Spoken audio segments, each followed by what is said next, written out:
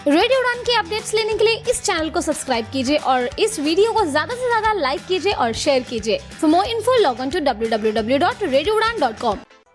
वैसे तो आपको हर चीज में प्रोटेक्शन चाहिए।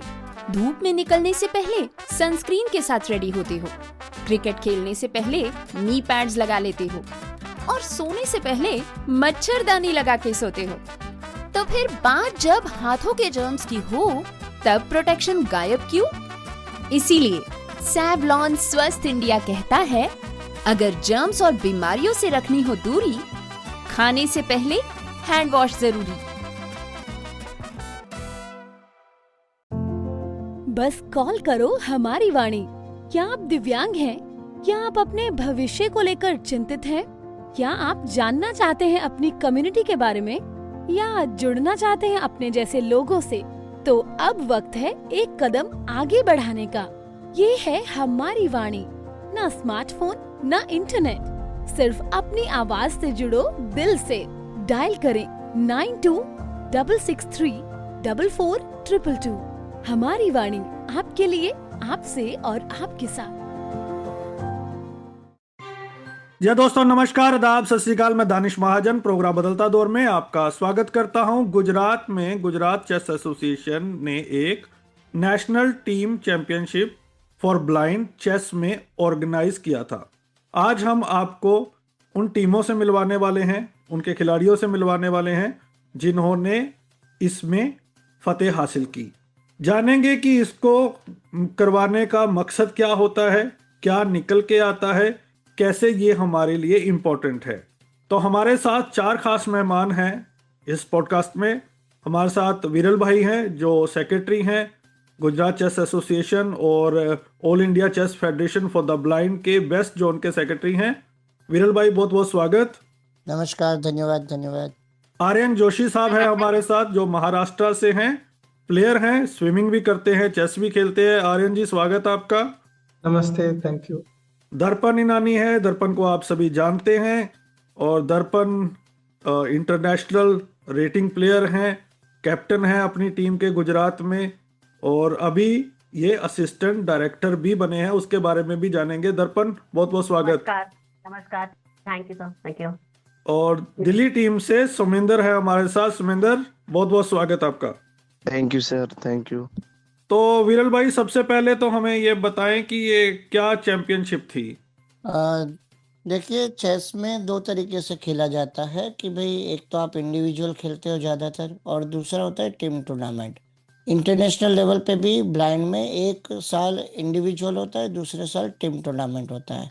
तो हम ये सोच के चलते हैं कि भाई ग्रास रूट लेवल से ही बच्चों को टीम का प्रैक्टिस हो जाए तो इंटरनेशनल में जब जाएंगे तो उनको थोड़ी सुलभता होगी।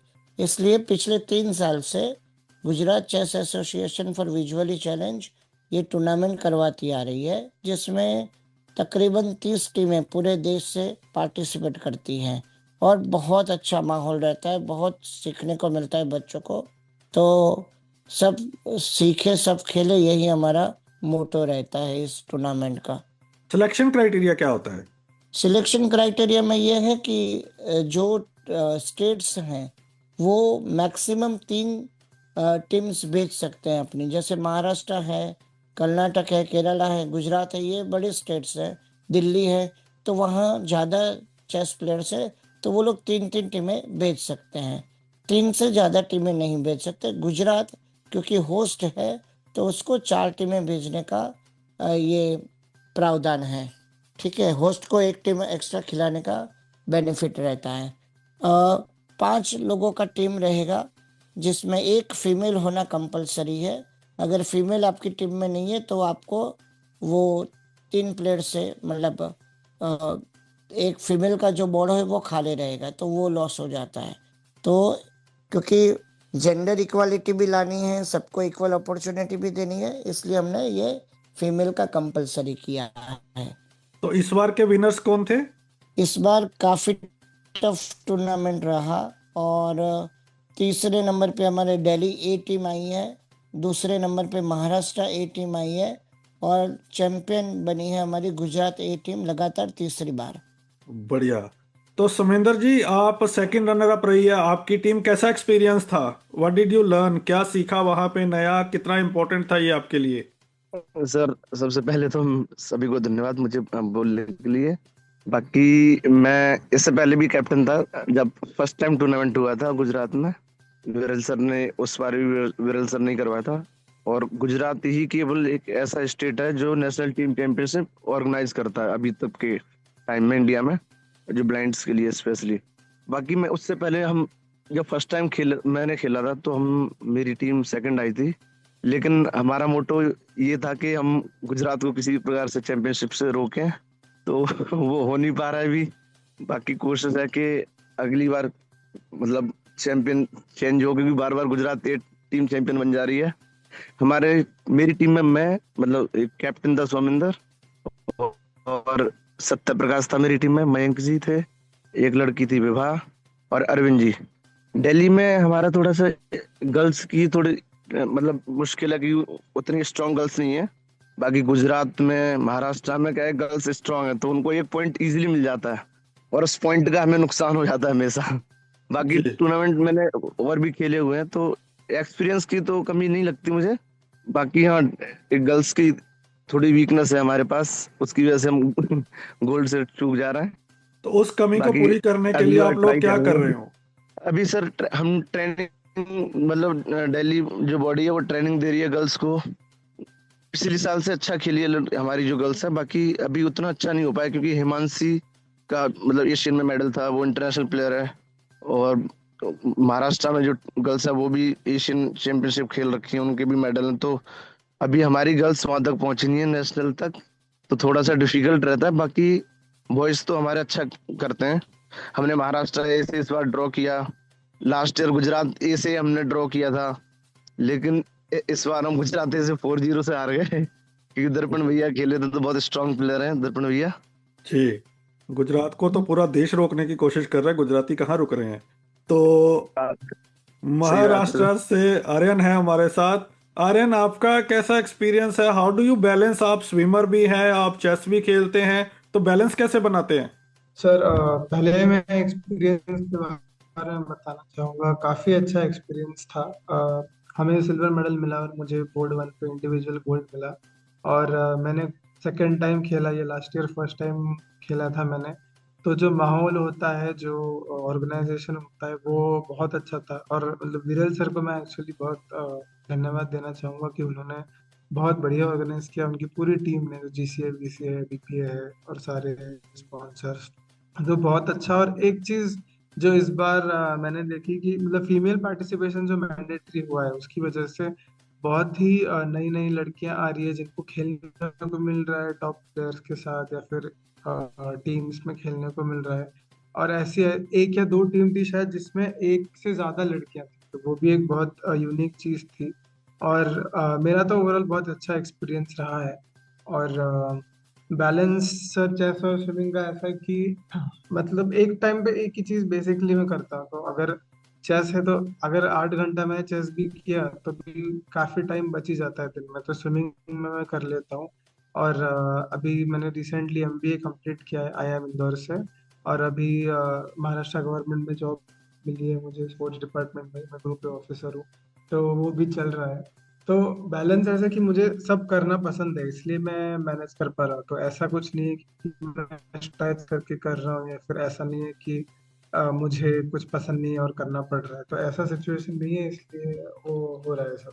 ज्यादा पैसा और करियर अपॉर्चुनिटी किस में है, स्विमिंग में या चेस में? वो सर एक्चुअली कैसा है, स्टेट पे डिपेंड करता है, वो भी एक है। और जैसे हमारे स्टेट में फिलहाल ऐसा है कि एशियन गेम्स मेडल पे जॉब वगैरह मिलती है, पैसा मिलता है थोड़ा बहुत।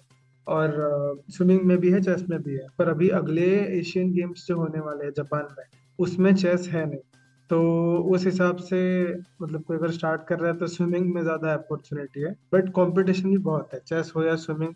It's very tough to qualify in Asian games. Swimming के लिए जैसे इंटरनेशनल टाइमिंग्स होते हैं, तो नेशनल मेडल से आपको फायदा नहीं होता। जो एशियन का क्वालिफाइंग टाइम है वो आपको मैच करना पड़ेगा।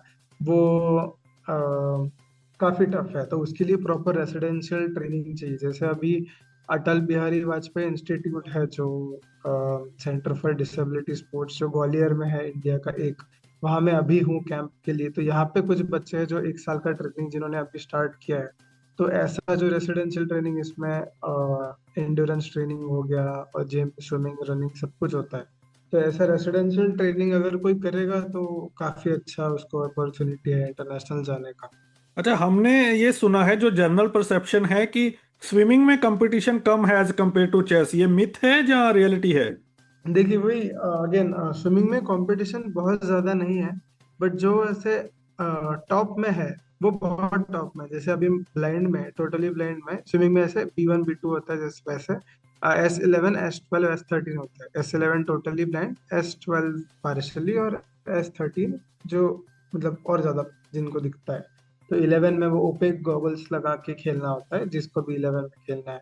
तो जो अभी नंबर 1 है, हिमांशु नाम है उसका, वो हरियाणा से। तो उसका जो टाइमिंग है वो अभी कोई मैच नहीं करता पूरे इंडिया में, तो उसको कंपटीशन कम है। बट ओवरऑल काफी इंटरनेशनल में अगर आपको जाना है तो बहुत कंपटीशन है, मतलब इट्स वेरी टफ। और बहुत कम लोग एक्चुअली क्वालिफाई करते हैं। इनफैक्ट अभी लास्ट ओलंपिक जो है उसमें स्विमिंग में सिर्फ एक प्लेयर खेला पैरा ओलंपिक में, सुयश यादव, जो महाराष्ट्र से है। तो अगर कंपटीशन इंटर मतलब क्वालिफाई के लिए कम होती तो बहुत लोग क्वालिफाई होते हैं, बट ऐसा नहीं है। नेशनल मेडल आ जाते हैं लोगों के कुछ कुछ कैटेगरीज में, कुछ कुछ इवेंट्स में कम कंपटीशन है। बट आपको करियर बनाना है तो नेशनल्स नहीं होगा, तो वो इंटरनेशनल में बहुत कंपटीशन है, बहुत मेहनत है उसको, किसी भी गेम में। और ये है मतलब राइट। दर्पण तो सब जानते ही हैं, दर्पण हीरो है, चेस में भी बहुत स्ट्रांग है। तो दर्पण बताएं हमें 2-3 चीजें, जैसे ये आर्यन ने भी जिक्र किया, इनको भी स्पोर्ट्स कोटा में जॉब मिली है, और आपको कहाँ अभी जॉब मिली है, ये पॉलिसी क्या है, आपका कैसा एक्सपीरियंस था इस टूर्नामेंट में, आप लगातार विनर बनते जा रहे हो? जी एक्चुअली पहले जैसे आपने जॉब के रिलेटेड जो क्वेश्चन पूछा, तो मैं अभी मार्च 2025 से as an assistant director sports authority of Gujarat, government of Gujarat में मतलब एज एन असिस्टेंट डायरेक्टर कार्यरत हूँ। और वो जैसे ग्रेड ए या क्लास 1 जिस भी नाम से आप संबोधित करें, तो वो उस लेवल की जॉब है।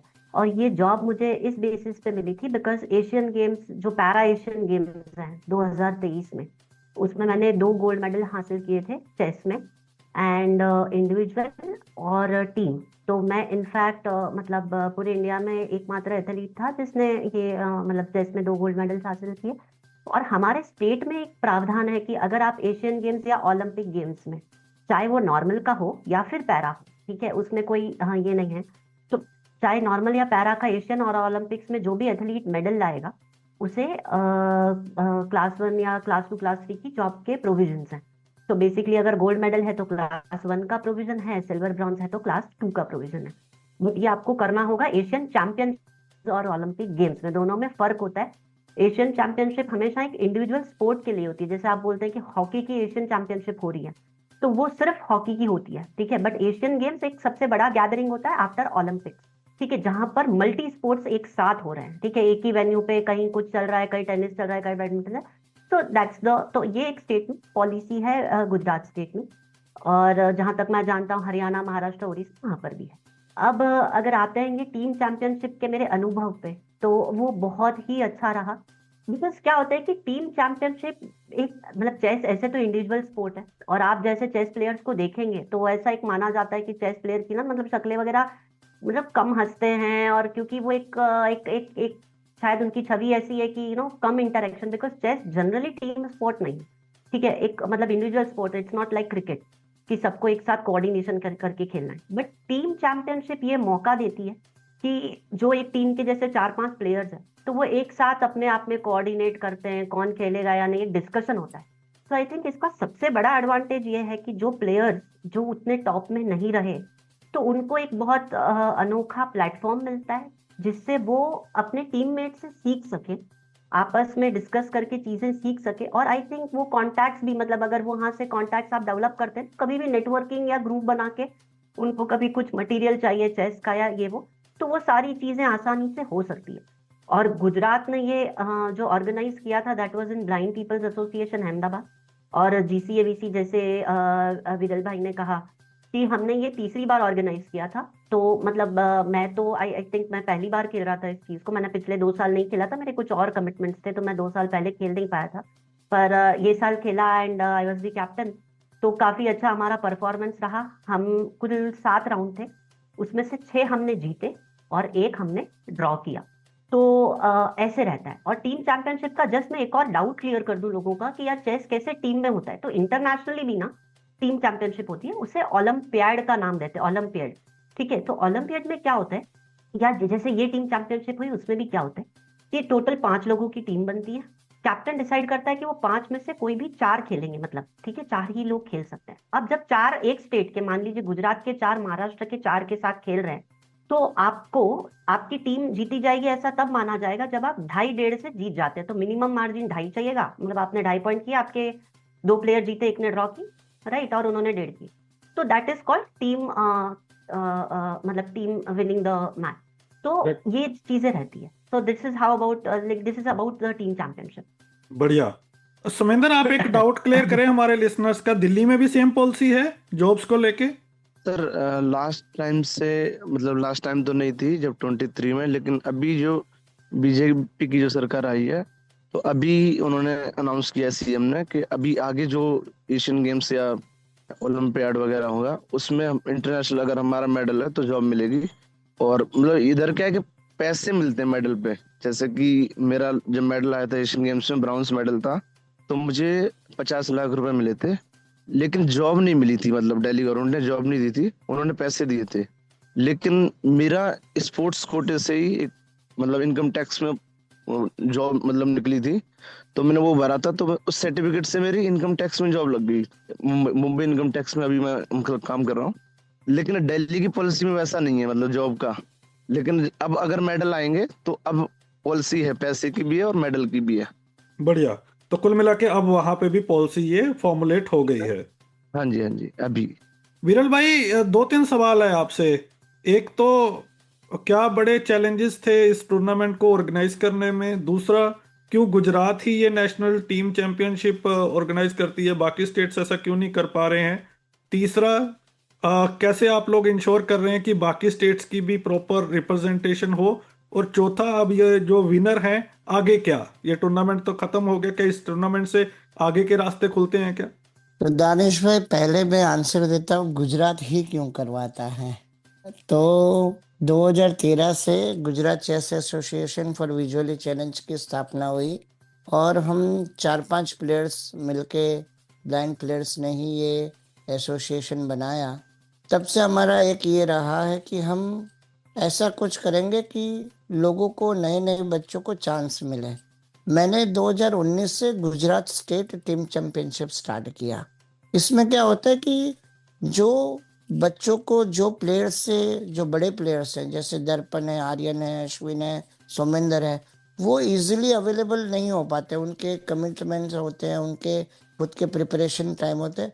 लेकिन टीम चैंपियनशिप में अगर उनको इन्वॉल्व किया तो जो लेसर प्लेयर्स हैं वो भी उनसे कुछ ना कुछ देख के, कुछ ना कुछ बात करके सीख पाएंगे। तो एक ये मोटिव रहता था और इसीलिए गुजरात ने स्टेट में 6 बार किया है और नेशनल में हम पिछले 3 साल से ये कर रहे हैं। जहाँ तक सवाल है दूसरी टीमों का, तो हम इंश्योर कर रहे हैं कि ज़्यादा से ज़्यादा पार्टिसिपेशन आए।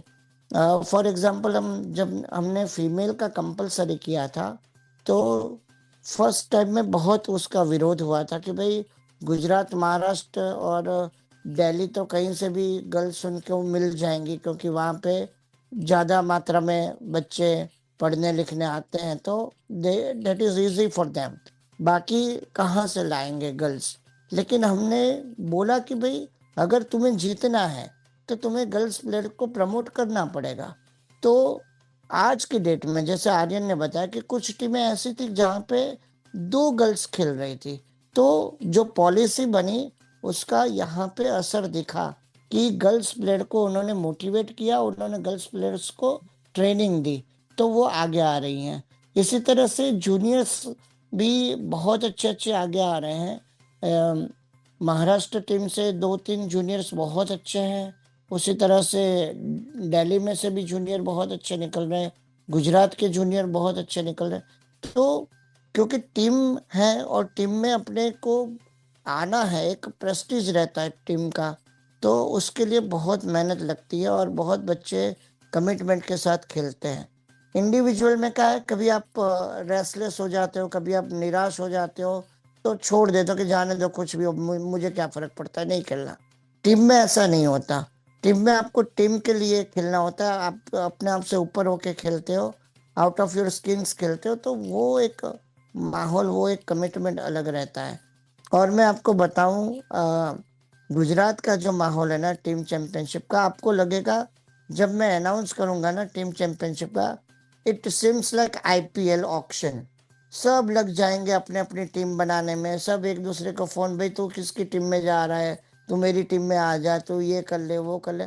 तो एक अजीब सा मतलब यूनिटी हो जाती है लोगों में इसकी वजह से।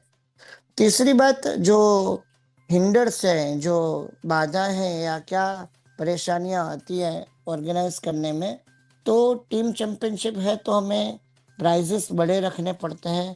टीम प्राइजेस भी होते हैं, इंडिविजुअल प्राइजेस भी होते हैं।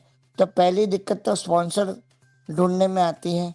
नो डाउट सीएसआर की पॉलिसी है और लोग आते भी हैं, लेकिन अप्रोच करने में, और भारत अभी इतना आगे नहीं बढ़ा है जहाँ पे स्पोर्ट्स के लिए आपको इजीली स्पॉन्सरशिप मिल जाए। आपको कोई मंदिर का चंदा चाहिए या कोई कुछ अलग बनाना है तो वो उसके लिए चंदा आराम से मिल जाएगा, लेकिन स्पोर्ट्स इवेंट के लिए इतना इजीली नहीं मिलता है। सॉरी, मैं कोई कंट्रोवर्सी नहीं खड़ी कर रहा, लेकिन ये सच है। और फिर इन लोगों का एकोमोडेशन हम फ्री में देते हैं, इन लोगों को लॉजिंग बोर्डिंग सब फ्री में होता है, तो वो सारी चीज़ें इकट्ठा करना थोड़ा डिफिकल्ट रहता है। बट बहुत सारी ऑर्गेनाइजेशंस आ जाती है। इस बार हमको कॉन्कर्ड बायोटेक करके कंपनी, उन्होंने स्पॉन्सर किया। ब्लाइंड पीपल एसोसिएशन हमको हर बार लॉजिंग बोर्डिंग की व्यवस्था दे देते हैं, प्लेइंग हॉल दे देते हैं, तो उनका बहुत अच्छा सपोर्ट रहता है। और बाकी जो सोशल ऑर्गेनाइजेशंस है, लायंस क्लब है, रोटरी क्लब है, इनर वर्ल्ड क्लब है, उन लोगों का अच्छा सपोर्ट रहता है। अब जहाँ पे आगे बढ़ने की बात है, तो नेशनल टीम चैंपियनशिप से बच्चे एक्सपीरियंस में आगे बढ़ते हैं, उनका रेटिंग बढ़ता है। हाँ, एक ड्रॉबैक है कि इधर से आपको इंटरनेशनल का चांस नहीं मिलता, लेकिन क्योंकि ये एक्सपीरियंस बहुत बड़ा है, तो कहीं ना कहीं जब नेशनल सिलेक्शन होगा उसमें भी आपको इसमें फायदा होगा। ये चीज़ इसमें महत्वपूर्ण निकल के आती है। जो लोग आर्यन, आपसे जानना चाहता हूँ कि क्या इसमें जो लोग ऑल इंडिया चेस फेडरेशन से एफिलिएटेड हैं वही पार्टिसिपेट कर सकते हैं, या इंडिविजुअल जो नए लोग हैं, उनको नहीं पता होता है एसोसिएशंस का, वो लोग भी जुड़ सकते हैं? और क्या आपका कहाँ आपको लगता है कि इसको और आगे ले जाया जा सकता है, कहाँ इम्प्रूवमेंट की गुंजाइश है? एक्चुअली ऐसा है कि all India chess federation for the blind है, जो AICFB, वो चेस की ओनली ऑफिशियल बॉडी है फॉर ब्लाइंड चेस, और वो AICF से एफिलिएटेड है, जो कि चेस की नेशनल बॉडी है, गवर्नमेंट रिकॉग्नाइज्ड। तो जो भी इंटरनेशनल टूर्नामेंट्स के लिए भेजते हैं, इवन पैरा एशियन के लिए जो भेजे थे, वो AICFB के थ्रू ही थे। तो इसमें जो टीम पार्टिसिपेट करती है वो AICFB से एफिलिएटेड होती है। तो बेसिकली हर स्टेट में फेडरेशन है AICFB का, काफी सारे स्टेट्स, तो वो एक स्टेट फेडरेशन है। जैसे विरल सर है GCAVC के secretary, Gujarat chess association for visually challenge, तो ऐसे महाराष्ट्र में है, ऐसे कर्नाटका में है। तो प्लेयर्स यहाँ पे रजिस्टर कर सकते हैं। तो यहाँ पे बेसिक प्रोसेस है कि मान लो कोई नया प्लेयर है, तो अभी तो काफी सब ऑनलाइन ही हो गया है, तो आप वेबसाइट पे जाके रजिस्टर कर सकते हैं, और उसके बाद से आप AICFB के जो ऑफिशियल टूर्नामेंट्स होते हैं उसमें खेल सकते हैं।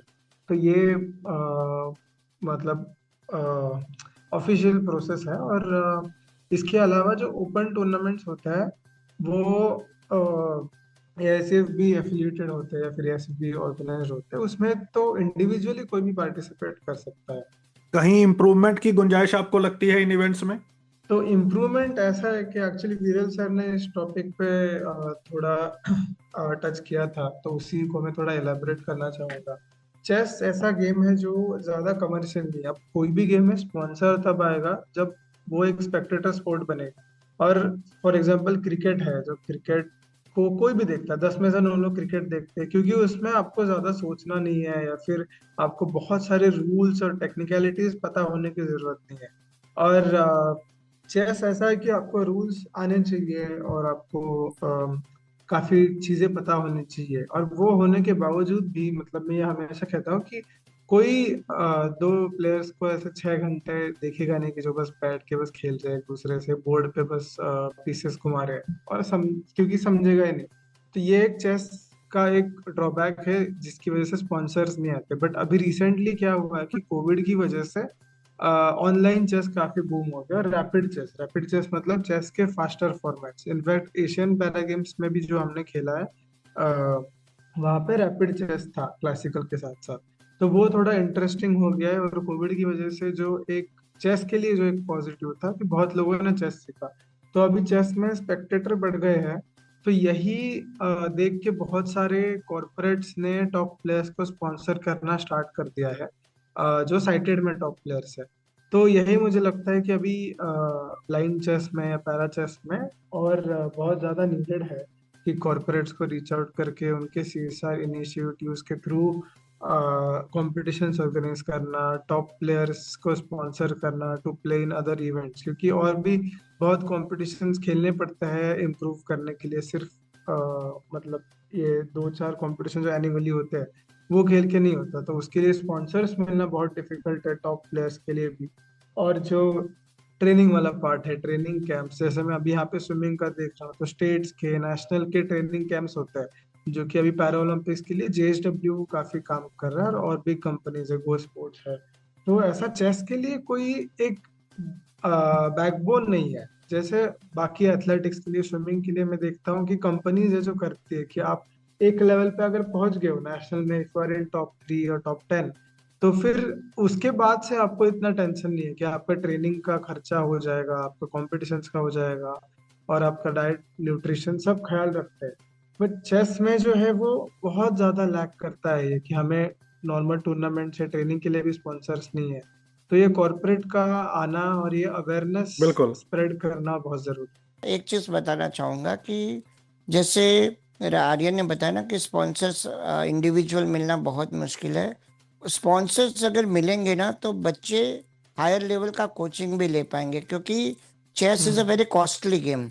यहाँ पे 1 घंटे का 1500, 2000, 3000 रुपये कोचिंग का जाता है। तो सामान्य बच्चा जो है वो अफोर्ड नहीं कर पाएगा, या एसोसिएशन भी अफोर्ड नहीं कर पाएगी, क्योंकि एसोसिएशन भी डोनेशन पे चलती है। तो अगर कॉरपोरेट्स आते हैं या अपनी जो राष्ट्रीय संस्थाएं जैसे NAB हो गई, NFB हो गई, या AICF होगा, AICB हो गई, ऐसे जो संस्था है वो कुछ इसमें हेल्प करेंगे तो और अच्छा इसका हो सकता है। करेक्ट। लेकिन बात वही है कि वो नेशनल जो ऑर्गेनाइजेशंस हैं उनके अपने प्रोजेक्ट्स हैं, वो भी रन करने एजुकेशन, तो NGO से ज़्यादा कॉरपोरेट अगर आता है या गवर्नमेंट फंडिंग होती है तो that can boost this sports. दर्पण, एक डिमांड रही है काफ़ी देर से, मेरी चारू सर से भी बात होती है, चारू दत्त सर से भी, तो गवर्नमेंट रिकॉग्नाइज करे चेस को, वो नहीं हो पा रहा है। तो उसके ऊपर आपका क्या कहना है, और आपके क्या क्लोजिंग कमेंट्स रहेंगे? जो नए प्लेयर आना चाहते हैं चेस में, कहाँ से शुरुआत करनी चाहिए? आई गेस गवर्नमेंट रिकग्निशन जो नहीं हो पा रहा है चेस के लिए, तो आई थिंक कुछ चीजें शायद हमें भी इम्प्रूव करने की जरूरत है, may be like from the federation side और समथिंग।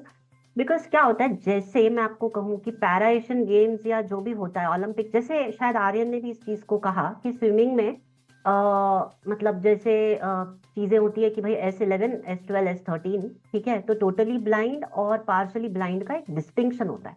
क्रिकेट में भी आपको तो पता ही होगा दानिश भाई कि टोटली ब्लाइंड और पार्शली ब्लाइंड का एक डिस्टिंक्शन होता है कि इतने जो भी है, मतलब 2-3 टोटली ब्लाइंड प्लेयर्स होंगे, ये होगा वो होगा। चेस में ना ऐसा कोई एक स्टैंडर्ड स्ट्रक्चर नहीं रखा है तो आई थिंक वो जब तक एक proper structure restore, because government को हमेशा क्या चाहिए सर, गवर्नमेंट को चाहिए एक यूनिफॉर्मिटी।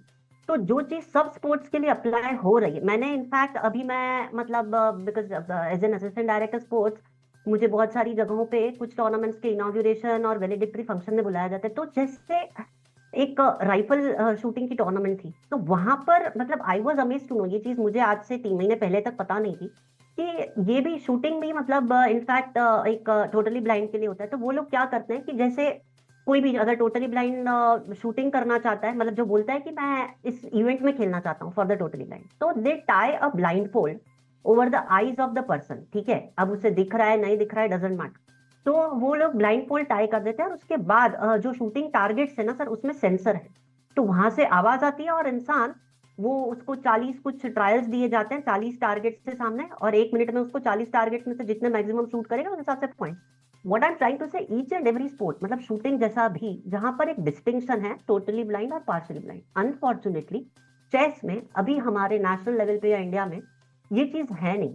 तो जबकि ओलंपिक्स और एशियन गेम्स में जाने के लिए ये एक प्री रेक्विजिट है। तो आई थिंक एक यूनिफॉर्म जब स्ट्रक्चर बन जाएगा कि इसमें भी ऐसा कुछ हो जाए कि B1 एक फॉर पार्शियली ब्लाइंड है, सर टोटली ब्लाइंड है, और B2 B3 फॉर पार्शियल है, तो I think that would help, because एक यूनिफॉर्म चीज समझ आएगी गवर्नमेंट को या जो भी ऑर्गेनाइजेशन डील कर रहा है।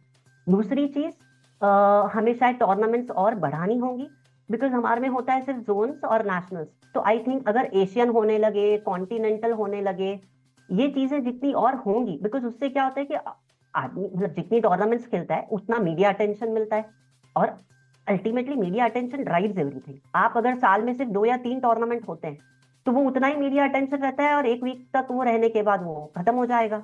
But the more number of tournament, मतलब मैं जैसे देखता हूँ TT वगैरह में ना, कहीं सिंगापुर ओपन हो रही है, कहीं हांगकांग ओपन हो रही है पैरा के लिए भी, मैं नॉर्मल की बात तो कर ही नहीं रहा, तो ये सब हो रही है। बट ये चेस में अनफॉर्चुनेटली ऐसा कुछ नहीं होता है कि भाई थाईलैंड ओपन हो गई या कुछ भी हो गया, एनीथिंग ऑफ दैट सॉर्ट। हमारे यहाँ से होता है स्टेट सिलेक्शन, जोन्स, नेशनल्स, ठीक है, ये 3 हायरार्की, दैट्स इट। तो आई थिंक ये जब तक शायद हायरार्की और एक्सपांड नहीं होगी तो उतना मीडिया अटेंशन नहीं मिलेगा, और वो चीज गवर्नमेंट के कानों तक जाएगी नहीं। तो there are certain things that may be need to improve at I guess our end as well, infrastructurally या from the view point of organising more tournaments. तो ये कुछ चीजें हैं। और जो भी नए प्लेयर आना चाहते हैं चेस में, जैसा आपने मुझसे पूछा, तो आई थिंक चेस एक बहुत ही अच्छा स्पोर्ट है। आप उसको प्रोफेशनली खेले ना खेले, मैं तो कह रहा हूँ कि उसको हमेशा ऐसा मतलब एटलीस्ट अगर आप उसके लिए आधा घंटा भी देते हैं जस्ट ऑनलाइन या कैसे भी, तो it helps in everything, memory से लेके कैलकुलेशन से लेके, और कुछ नहीं तो कोई हाइपर एक्टिव बच्चा होता है तो आधा घंटा बैठ जाता है इसी बहाने। तो ये एक बहुत बड़ा एस्पेक्ट है, और आपको लाइफ के बारे में चेस बहुत चीजें सिखाता है। तो देर आर सम सॉफ्टवेयर, मतलब आप जैसे आई थिंक NVDA के साथ ये चेस के बहुत ज्यादा सॉफ्टवेयर काम नहीं करते, but let me tell you to your listeners as well कि अगर कोई चेस में आगे कुछ चीजें देखना चाहता है तो आई थिंक जॉस थोड़ा सा ज्यादा यूजफुल है, जस्ट फॉर चेस में बोल रहा हूँ। तो may be that would help. चाहे आपके पास डेमो वर्जन ऑफ जॉस है तो उसको भी अगर आप 40 मिनट भी मतलब अगर चलाएं तो वो चेस सॉफ्टवेयर के साथ थोड़ा बेटर काम करता है। और एक और चीज है, ब्लाइंड में मतलब ब्लाइंड फील्ड में अगर हमें चेस और प्रेवलेंट बनाना है तो I think also there needs to be work कि सॉफ्टवेयर को और एक्सेसिबल बनाना होगा। मतलब जैसे मैंने जॉस से भी कहा, because I am totally blind, मेरे को लाइट परसेप्शन भी नहीं है, तो मुझे पता है कि सॉफ्टवेयर की एक्सेसिबिलिटी में कितने इश्यूज आते हैं। अगर कोई इंसान उसे मैग्नीफाई करके देख सकता है जूम मतलब 110, 120, 130 तो ठीक है, पर जो देख ही नहीं सकता तो उसके लिए एक्सेसिबिलिटी इश्यूज भी बहुत है। तो वो काफी टाइम कंज्यूमिंग हो जाता है, काफी थोड़ा सा कम्बरसम हो जाता है चीजों को फिगर आउट करना। तो वो मैंने खुद ने बैठ के 10-10, 20-20 घंटा मतलब चीजें स्टार्टिंग में फिगर आउट की है कि अच्छा ये सॉफ्टवेयर चल जाएगा। आज भी मैं कुछ शायद 5-6 साल पुराने सॉफ्टवेयर यूज कर रहा हूँ, जो लेटेस्ट आ गया है मार्केट में वो तो मैं अवेल भी नहीं कर पा रहा। अवेल इन द सेंस उनकी एक्सेसिबिलिटी नहीं है, ठीक है, तो वो उतने एक्सेसिबल नहीं है। तो जो शायद आज से 5-6 साल पहले सॉफ्टवेयर आए हैं वो शायद थोड़े से एक्सेसिबल हैं, तो मैं उन्हीं से काम चलाता हूँ as much as I can. तो ये कुछ इश्यूज हैं, I think if these are addressed तो there will be more chess players. और आई टेल यू, चेस ही एक ऐसा गेम है जो एक विजुअली इम्पेयर्ड को ऐसी अपॉर्चुनिटी देता है कि वो साइटेड के साथ भी बिना किसी डिस्पेंसेशन के, मतलब बिना किसी मॉडिफिकेशन के खेल सके। आप सोचिए, आपने ऐसा कभी सुना है कि ब्लाइंड को एक्स्ट्रा टाइम मिलता है? नहीं। मैं आज जितनी भी मतलब मेरी 90% टूर्नामेंट साइटेड फील्ड में भी होती है, तो अगर उनको 1 घंटा मिल रहा है गेम के लिए, मुझे भी 1 ही घंटा मिलता है। तो ये एक बड़ी एक आपको ना सेंस ऑफ इक्वालिटी देता है। बिल्कुल। तो या सो दैट्स माय अच्छा, पर्सपेक्टिव। एक सवाल और ले लेता हूँ मैं आपसे, जरूरी है मेरे लिए। जब आप गवर्नमेंट का पार्ट बन जाते हैं हाँ जी। तो हैज इट बिकम या is it become necessary to bat from the government side? कुछ ऐसी कंपल्सन्स होती हैं, जैसे मैंने ये एफिलिएशन वाला सवाल पूछा, हम्म, तो उसमें आपने काफ़ी प्रो स्टैंड लिया है फ्रॉम द गवर्नमेंट पर्सपेक्टिव कि हम्म, ये चीज़ें हैं, ये चीज़ें हैं, इसको स्ट्रक्चर करना है। Hmm, at the same time NGOs की हम बात कर ही रहे हैं कि फंडिंग कितना बड़ा इशू है, मैन पावर कितना बड़ा इशू है। राइट। तो नहीं, मैं तो इनफैक्ट गुजरात गवर्नमेंट का हिस्सा हूँ। गुजरात गवर्नमेंट के इनफैक्ट रिकॉग्निशन से चेस को कोई फर्क भी नहीं पड़ेगा। This is the thing with what I have felt over years. मतलब मैं आज इस फील्ड में 15 साल से हूँ, ठीक है।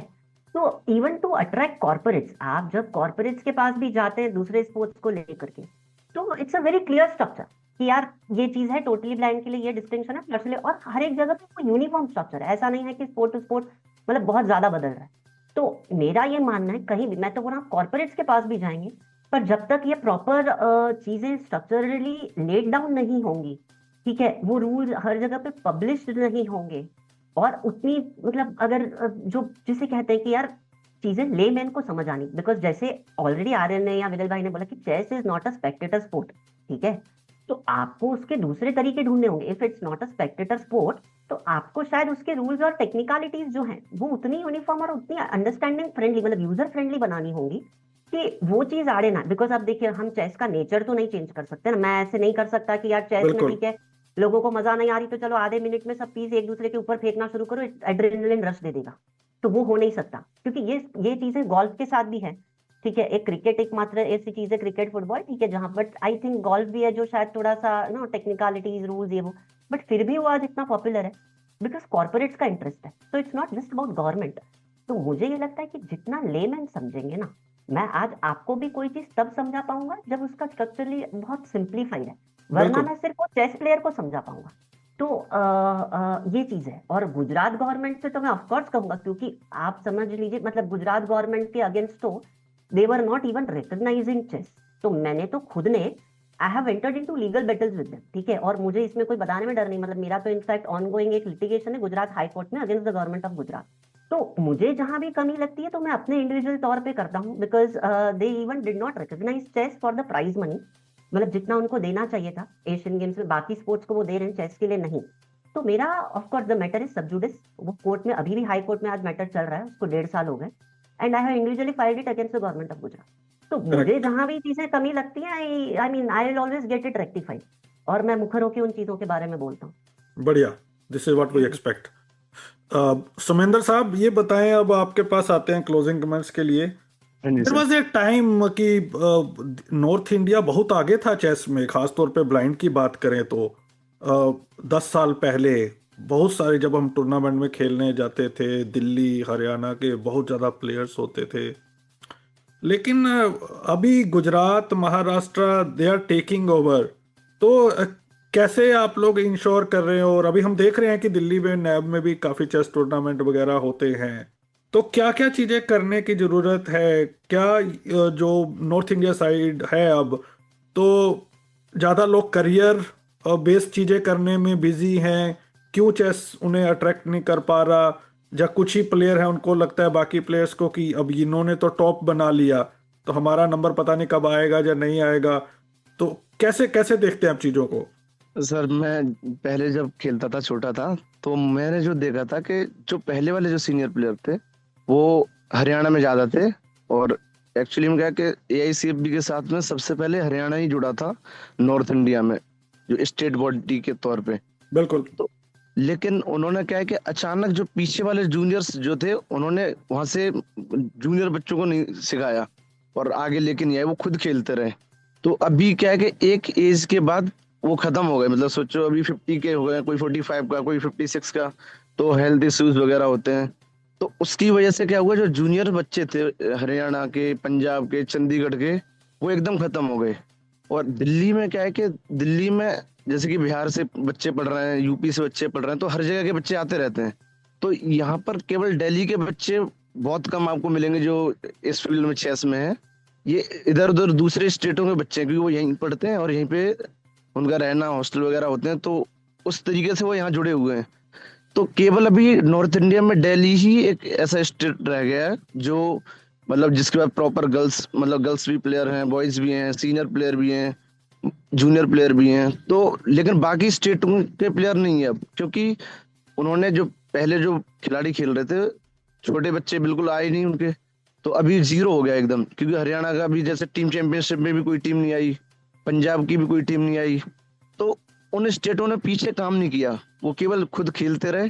क्योंकि पहले आप तो जानते हो बहुत अच्छे से, खालिद जी थे, मिजबाउल जी थे, राजेश साहू जी थे, ये नॉर्थ इंडिया के बहुत अच्छे अच्छे प्लेयर थे अपने टाइम के।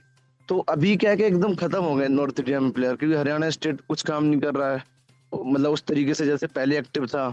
तो वहाँ ना गर्ल्स हैं ना बॉयज हैं प्लेयर्स, तो वो दिक्कत है। लेकिन अभी हम कोशिश कर रहे हैं दिल्ली को वापस थोड़ा सा मतलब उठाएं, और बाकी महाराष्ट्र और गुजरात चेस बॉडी के पास पहुंचने की कोशिश कर रहे हैं। लेकिन अभी बहुत मुश्किल है, क्योंकि विरल सर वहाँ डेडिकेशन से लगे हुए हैं और दर्पण भैया हैं, बहुत मतलब बहुत बड़ी टीम है वहां पर। लेकिन दिल्ली में क्या है, मैं अभी जैसे नया ही हूँ, तो मुझे उतना पहले आइडिया नहीं था, क्योंकि अपना खेलना भी है, फिर प्लेयर्स को रेडी करना है, गर्ल्स को रेडी करना है, तो बहुत मुश्किल है। लेकिन कोशिश कर रहे हैं कि हम वापस से पहुंचे मतलब महाराष्ट्र और गुजरात तक। बिल्कुल। बिरल साहब ये बताएं कि अब लास्ट सवाल लेते हैं, क्लोजिंग कमेंट की ओर बढ़ता हूं मैं। आप भी गवर्नमेंट जॉब करते हैं। अच्छा, बिरल साहब तो डिबेटर भी हैं, हमारे साथ शुरू से जुड़े हुए हैं 2014 से ही। तो जैसे समेंदर ने पॉइंट उठाया, आप हम चार लोग हैं आप इस पैनल में, अभी चारों गवर्नमेंट जॉब करते हैं या प्राइवेट जॉब करते हैं, जो भी। जॉब के साथ साथ ऑर्गेनाइजेशन रन करना, आपको अपनी जॉब भी देखनी है, आपको खेलना भी है, आपको घर भी देखना है। तो आपको नहीं लगता कि सेपरेट बॉडीज होनी चाहिए कि जहां वो डेडिकेटली, अब जो खिलाड़ी जैसे सुमेंद्र है वो खेलेंगे, अपने खेल पे फोकस करेंगे, या दूसरों को खिलाएंगे क्योंकि उनकी एज भी वैसी है, या फिर वो फंडिंग इकट्ठी करेंगे। तो आपको नहीं लगता कि अब टाइम है, पहले टाइम में एम्प्लॉयमेंट अपॉर्चुनिटीज कम थी तो लोग ज़्यादा दूसरी जगहों में हाथ पैर मारते थे, चाहे वो फन के लिए हो, तब तो इतना प्रोफेशन के लिए भी नहीं था जो आज है, तो उसका तो 5% भी नहीं था प्राइज मनी वगैरह। तो एक डिफरेंट बॉडीज होनी चाहिए, सबको अपनी अपनी। अभी क्या, एक बंदा कंप्यूटर सेंटर खोल रहा है, दूसरा भी वही खोल रहा है, तीसरा भी वही खोल रहा है। तो हर किसी को अपनी रिस्पॉन्सिबिलिटी समझ के डिफरेंट सेट ऑफ ऑर्गेनाइजेशंस बनानी चाहिए जो एक डेडिकेटेड कोर्स के लिए काम करे। विरल साहब, इसमें ये हो सकता है दानिश भाई, दो चीज़ें हैं जो आपने बताया कि एक साथ इतनी चीज़ों में काम करना, जॉब भी है, खेलना भी है, खिलाना भी है, तो it is difficult to manage. लेकिन प्रॉब्लम क्या हो रही है, जैसे चेस है या कोई भी स्पोर्ट्स है, तो एक तो अपने पास मैन पावर बहुत कम है, तो जो प्लेयर्स हैं उनको ये जिम्मेदारी भी निभानी पड़ रही है। तो एक ये हो सकता है कि भाई सोशल अवेयरनेस के हिसाब से हम प्रोफेशनल्स को इंडल्ज करें इन चीज़ों में, हम हायर करें। जैसे ब्लाइंड पीपल एसोसिएशन जब शुरू हुआ तो उनका एस्टेब्लिशमेंट ब्लाइंड लोगों ने ही किया था, लेकिन बाद में वो पुनानी सर हैं, नंदिनी मैडम है, IIM से लेके आए वो लोग उनको, ठीक है। तो वैसे ही हम भी कर सकते हैं, हालांकि डिफ़िकल्ट है, क्योंकि एक तो NGO हैं, क्योंकि ज़्यादातर स्पोर्ट्स ऑर्गेनाइजेशन बॉडी जो है वो NGO के तौर पे ही काम करती हैं, तो उसमें नॉन प्रॉफिटेबल चीज़ों में आने के लिए आज के दौर में लोग इतना रेडी नहीं होते हैं। लेकिन ये बहुत क्रूशल है कि आपके पास प्रोफेशनल्स हों, आपके पास एक टीम ऐसी हो जो आपकी चीज़ों को रेगुलराइज करके देखें। और जितना भी देखो, जो एस्टैब्लिश्ड ये हैं एसोसिएशंस, उनके पास बहुत बड़ी टीम्स हैं, उनकी स्टेट ब्रांचेस हैं, उनके डिस्ट्रिक्ट ब्रांचेस भी हैं, तो वहाँ से स्पोर्ट्स के लिए अलग से मतलब हेल्प मिल सकती है अपने को। जैसे NAB हो गया, NFB हो गया, उन लोगों का स्टेट ब्रांचेस भी होता है, डिस्ट्रिक्ट ब्रांचेस भी। तो अगर लोकल कोई भी स्पोर्ट्स का ऑर्गेनाइजेशन है, उसको वो लोग हेल्प करें तो उस तरह से अपने, क्योंकि देखो हमारी तो संख्या भी वैसे ही कम है, disable people are not in big numbers, और उसमें भी खेलने वाले कम है। तो ये सारी चीज़ों को मैनेज करने के लिए अपने लोगों को ही आगे आना पड़ेगा, और प्रोफेशनल्स प्लेयर्स सब मिलके ये बैलेंस करके आगे बढ़ना पड़ेगा, तभी कुछ हो पाएगा। और गुजरात में तो हमारा पिछले 12 साल से बहुत अच्छा चल रहा है, और नो डाउट मेरे लिए तो डिफ़िकल्ट है, क्योंकि केंद्रीय विद्यालय में आजकल एजुकेशन पॉलिसी में भी इतना हो हल्ला रहता है कि आपको टाइम नहीं मिलता, फिर फैमिली भी है और चेस भी है, तो और खुद भी खेलता हूँ, तो 4 चीज़ों पे कंसंट्रेट एक साथ करना पड़ता है। बट स्टिल भगवान इतनी शक्ति दे देता है कि भाई कर पा रहे हैं और करते रहेंगे। बिल्कुल। आप सभी का बहुत बहुत धन्यवाद ज्वाइन करने के लिए, बहुत मुबारकबाद आप लोगों को, और यही शुभकामनाएं कि ये आगे बढ़े, आप और प्लेयर्स को लेके आएं, उनके करियर बने, और इस तरह के इवेंट्स और होते रहें ताकि नए नए प्लेयर्स निकल के आए और नए नए लोगों से हमारी इंटरेक्शन होती रहे। बिरल साहब बहुत बहुत मुबारकबाद आपको ऑर्गेनाइज करने के लिए। धन्यवाद दर्पण, धन्यवाद। आर्यन और सुमिंदर जी, आप लोगों को विनर और रनर अप पोजीशंस के लिए बहुत बहुत मुबारकबाद आप सभी को।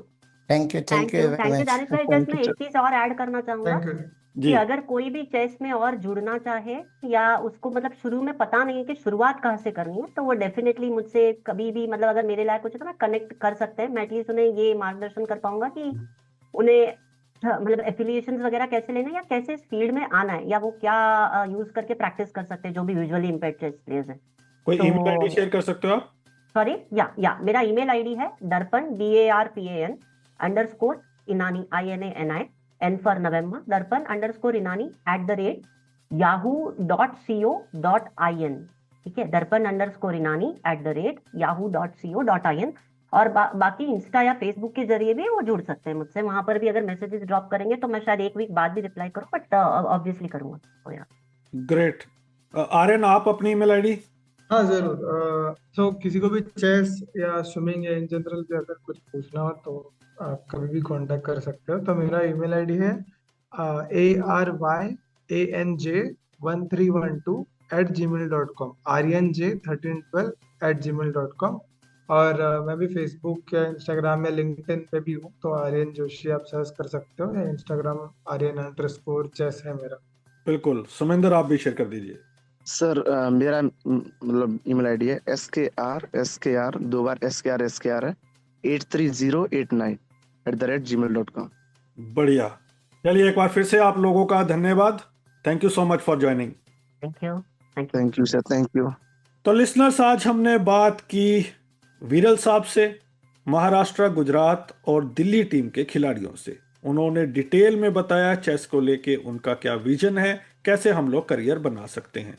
अगले सप्ताह मुलाकात होगी किसी और पर्सनैलिटी के साथ। दीजिए इजाजत, सुनते रहिए radio Udaan, flight of life. Bye bye.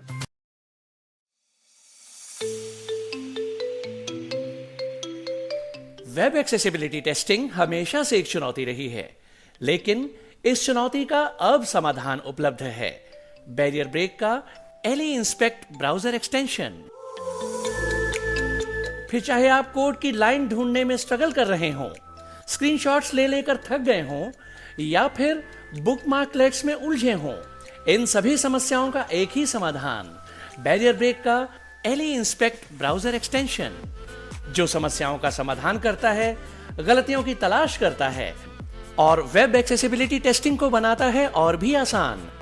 इस एक्सटेंशन को इस्तेमाल करने के लिए आज ही लॉगिन करें www.barrierbreak.com/LEinspect, www.barrierbreak.com/A11YINSPECT। ये एक्सटेंशन क्रोम और एज जैसे मेजर ब्राउजर्स के लिए उपलब्ध है। बैरियर ब्रेक का LE inspect browser extension, web accessibility testing का उत्कृष्ट समाधान।